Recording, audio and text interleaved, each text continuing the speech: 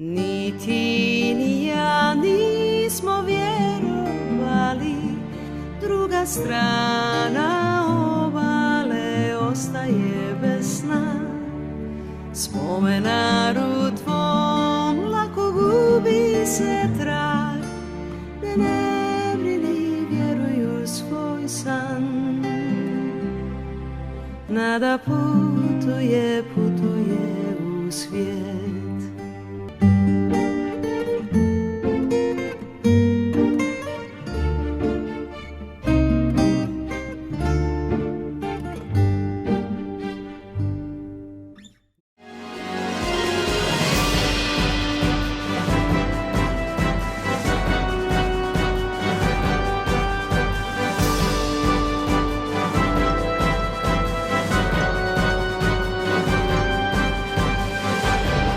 Bisa dibilang gue adalah salah satu penggemar fanatik dari Suikoden, dan sampai saat ini gue udah mainin seluruh seri Suikoden kecuali Suikoden Sumugareshi Hyakunen no Toki. Soalnya bahasa Jepang ya, nggak ngerti gue. Kalau dari semua series yang udah gue mainin series Suikoden sampai visual novel dan spin-off-nya juga sih, kecuali yang Pachinko. Saya main hampir semua ya. Jadi dari 1, 2, 3 nggak tamat, 4, 5, Tier Trace, Psycho Gaiden 1, Psycho Gaiden 2. Jadi yang nggak dimainin cuma taktik, Sugumi Haku, sama card battle stories. Menurut gue, Suikoden itu adalah series JRPG terbaik sepanjang masa sih. Karena gue udah main banyak banget game, dari yang western sampai yang eastern, dari yang lawas sampai yang modern pun. So far yang paling berbekas di hati gue adalah Suikoden series.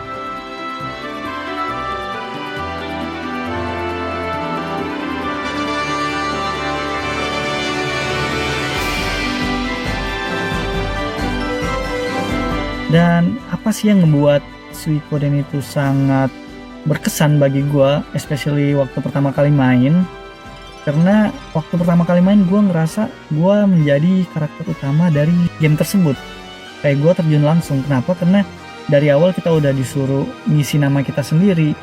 Lalu protagonisnya yang berbentuk silent protagonis, dimana kita yang menentukan semua dialognya. Jadi kayak gue yang menjadi karakter utama di game tersebut. Apalagi pada pertengahan game kita ditunjuk untuk menjadi seorang leader, kita untuk memimpin pasukan, kita dipanggil Lord tadi. Jadi kayak wow, berkesan banget waktu itu. Gue kayak wow, I'm special. Itu yang pertama kali ngebuat Suikoden sangat berkesan. Jujur, sebagai penggemar berat JRPG, Suikoden itu adalah pertama kalinya saya terekspos sama genre ini. Saya ingat banget pertama kali umur 8 tahun atau 9 tahun, saya main ke rumah sepupu saya dan main Suikoden 2, dan itu saya belum kayak wow, gambarnya memang nggak 3D kayak FF8, tapi kok game asik, seru gitu. Dan uniknya lagi adalah, karena dulu saya nggak punya PS, jadi setiap kali saya main ke rumah sepupu saya bakal main Suikoden 2, nggak boleh nge-save sama sekali. Jadi saya bakal main Suikoden 2, terus tiap minggu saya bakal ngulang 1-2 jam pertama Suikoden 2 terus-menerus. Jadi Suikoden 2 terutama intronya tuh punya tempat yang spesial banget buat saya, dalam bentuk saya kayak jadi gamer atau jadi game developer yang kayak sekarang ini.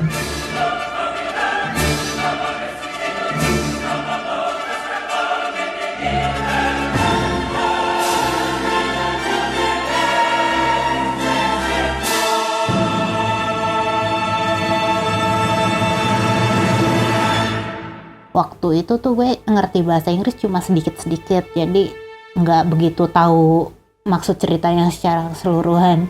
Pas gue mainin sampai tamat kok sedih banget rasanya. Ceritanya menyentuh gue banget sampai nangis banget sih dulu waktu kecil pas ngelihat endingnya kayak gimana. Waktu itu kan nggak ada internet ya, jadi gue nggak tahu kalau ada alternate ending yang lebih bahagia. Ya gitu deh, itu berkesan banget bagi gue dulu.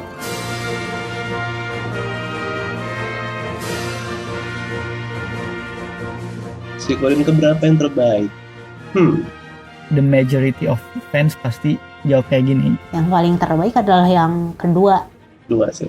Suikoden 2. Kebetulan Suikoden 2 itu juga Suikoden pertama yang gue mainin waktu kecil dulu. Abis yang kedua baru yang pertama. Baru setelah main Suikoden 2, gue tahu dari temen gue kalau ternyata kalau kita mainin Suikoden 1, kita bisa ngajak karakter utamanya untuk ikut party kita di Suikoden 2. Jadi akhirnya nyoba Suikoden 1. Dan setelah agak gedean, pas gue udah mengerti bahasa Inggris dengan lebih baik, gue main semua series Suikoden secara runut. Akhirnya setelah mainin semua serinya, di situ yang gue bener-bener kayak wow, this series is masterpiece. Like the whole series of it, like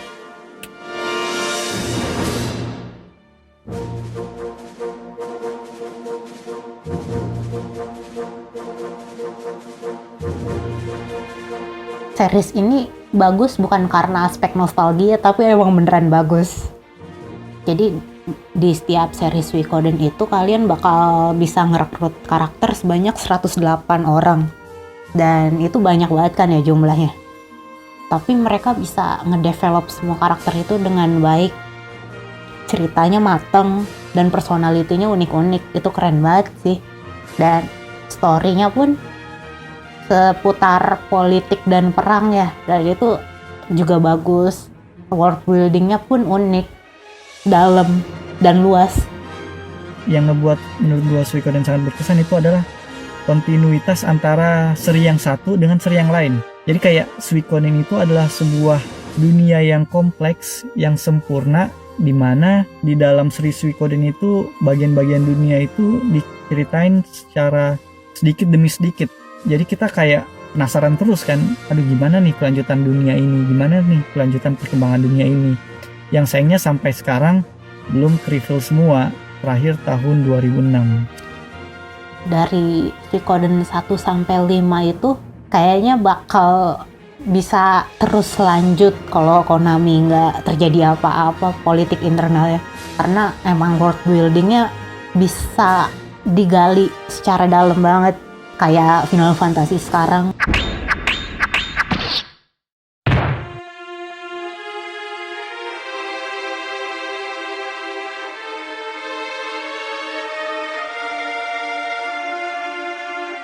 Tapi sayangnya seperti yang gue bilang tadi, sampai saat ini seri Suikoden belum dilanjutin ya, terakhir tahun 2006 waktu Suikoden 5 rilis. Kenapa kayak gitu? Sebenarnya balik lagi ke money talk sih bro. Jadi kayak mungkin waktu itu tahu nggak sih kalau Suikoden 5 itu Suikoden dengan penjualan terendah. Mind blown. Kenapa bisa terendah? Mungkin karena saat itu Suikoden rilis dengan bersama dengan beberapa game besar juga waktu itu, jadi dia kalah saing.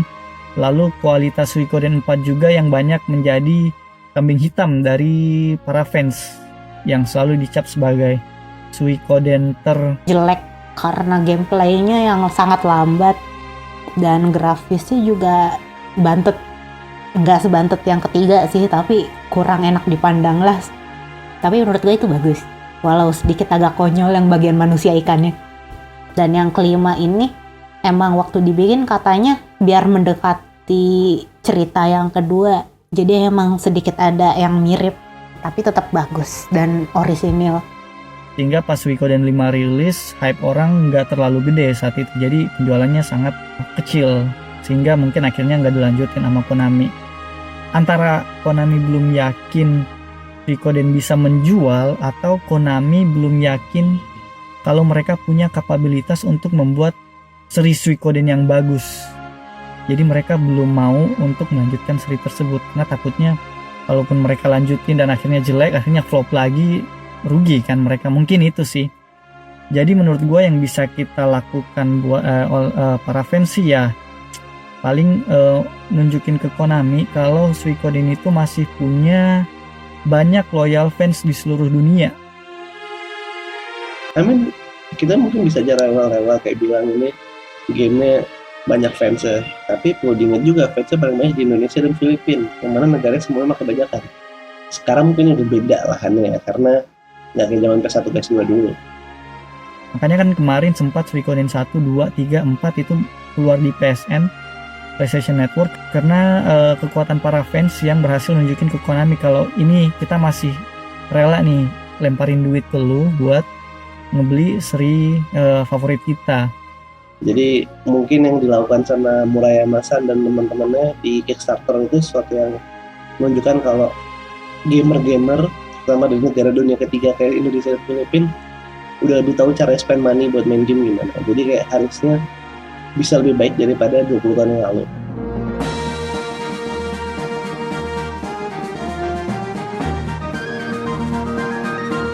Tapi ada kabar gembira nih buat kita para fans, karena baru-baru ini Yoshitaka Murayama bersama pendiri Suikoden yang lain baru-baru aja membuat studio baru, yaitu Rabbit and Moon Studio, untuk membuat spiritual successor dari Suikoden series. Namanya Eiyuden Chronicle. Game dengan tema yang bisa dibilang sama dengan seri Suikoden. Gamenya di Kickstarter nih sekarang dan udah berhasil ngumpulin 2,6 juta US dollar. Wow, like, it's amazing gak sih? Suikoden, Eiyuden. Mungkin ada yang bertanya kenapa nggak ngelanjutin Suikoden aja. Nggak bisa, karena Suikoden itu bukan propertinya Murayama, itu propertinya Konami, dan Konami sendiri sampai sekarang belum mau ngelanjutin seri Suikoden. Mereka mungkin merasa belum saat yang tepat. Kalaupun memang itu bukan alasannya, saya cukup yakin kayak bikin game Suikoden itu nggak murah. Mungkin saat ini si Murayama dapat 3 juta untuk Eiyuden, tapi budget game sendiri bakal lebih dari 3 juta dolar. Jadi ya, untuk alasan itu tuh biasanya saya udah sampai di poin, mungkin karena saya kerja di industri yang sama aja, saya sampai di poin kayak ya cukup bisa dimengerti lah ya. Walaupun yang nggak bisa dimengerti kenapa mereka nggak nge-port ke Switch aja sih atau Steam. Namun Persona 4 Golden aja bisa masuk Steam dan dalam seminggu 500.000 kopi. It's easy money Konami, come on. Jadi ini sebenarnya bisa kayak sebagai pembuktian dari kita para fans ke Konami kalau sekali lagi kita masih berani ngumpulin sampai 2,6 juta US dollar ke developer game supaya kita bisa mendapatkan suatu game yang mirip dengan Suikoden. Ini baru mirip doang sama Suikoden. Gimana kalau misalnya Konami ngelanjutin seri Suikoden yang benar-benar Suikoden? Ini loh the power of fans, like, and we want Suikoden 6 to happen, and we can do this much, and why not considering it, like, you know.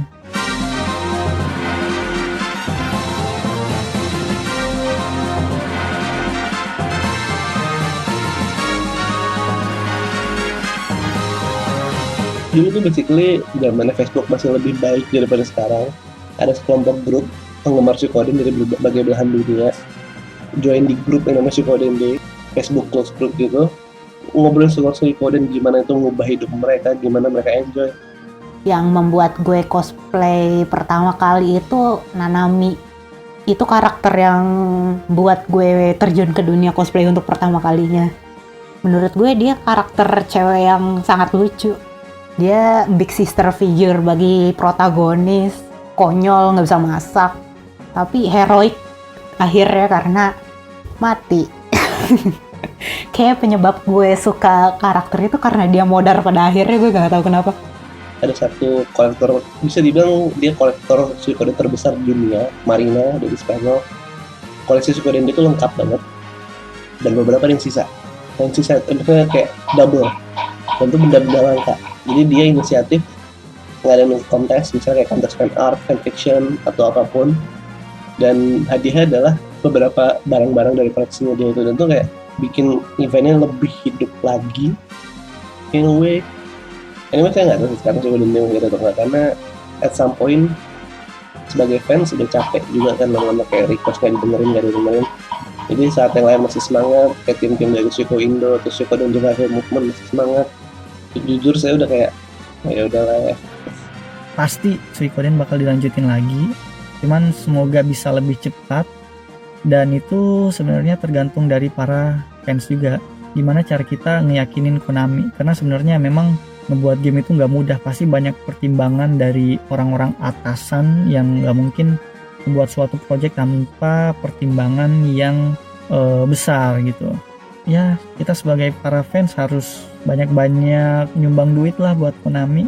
Jadi kayak yang dulu sering main Suikoden bajakan, mungkin ini saatnya buat kalian beli Suikoden di PSN, jadi ningkatin penjualan Konami loh. Toh kita masih bisa mainin di PS Vita, atau kalau game yang udah terabaikan kayak gini ya silahkan pilih cara kamu sendiri lah buat mainin. Yang jelas walaupun gak ada yang baru, Suikoden lama tetap ada di dunia dan gak ninggalin kita.